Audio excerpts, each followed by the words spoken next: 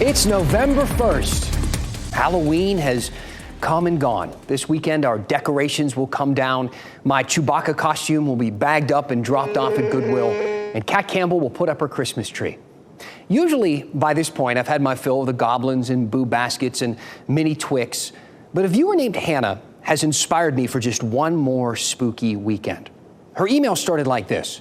Hi, Dan. I was just watching your segment on tonight's In Depth, and from a local witch in Fayetteville, you did an excellent job. Just to recap there, I was emailed by a witch.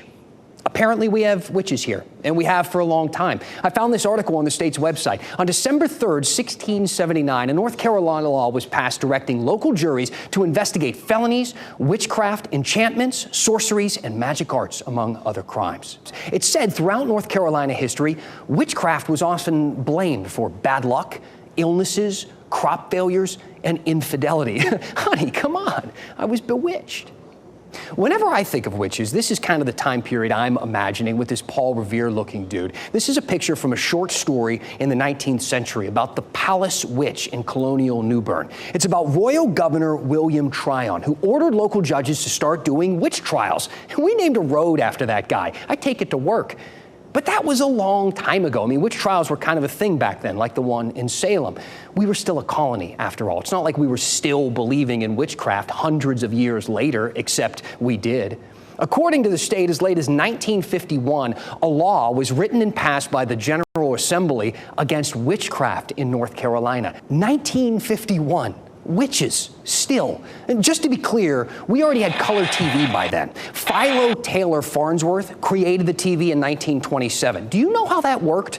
TV stations used cameras to capture images that were converted into radio waves. Then they shot those waves randomly into the world using giant towers where they would find your living room. The antennas on your TV would then capture these invisible waves that were floating all around us, convert them into tiny electrical currents, then reconfigure those waves into the exact image and sound captured by the camera. That's magic.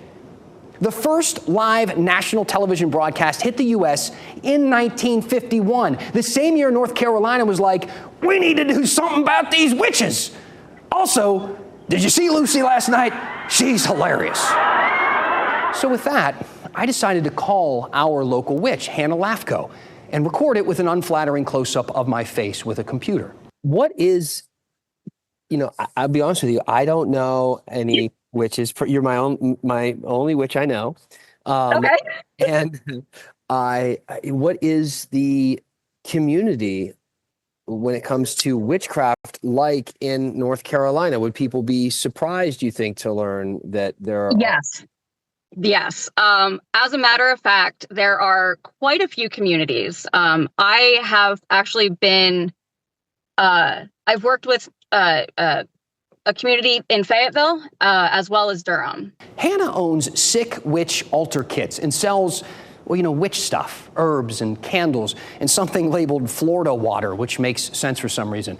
Her name also sounded a bit familiar, and then I realized that we recently covered a story with her where Hannah made more than 1,000 Halloween goodie bags for kids hurting in Western North Carolina. The majority of witchcraft and magic is not negative.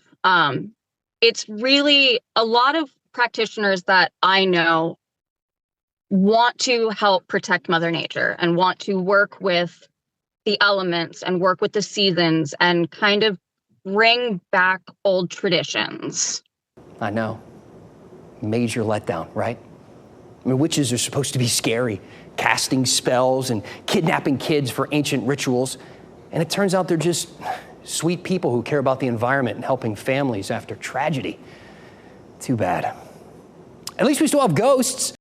You can tune in this Saturday at 1 p.m. for a special edition of the Tar Heel Traveler. It's a half hour of North Carolina ghost stories right here on WRAL. Let's take one more weekend and be scary. We can start planning Thanksgiving dinner on Monday. And don't forget, I read every single email. Send them, Dan@WRAL.com. This segment cares about you, your thoughts, your ideas, witches and non-witches. Everybody has a voice here. Dan@WRAL.com. Tell me what's on your mind, and we'll go in depth.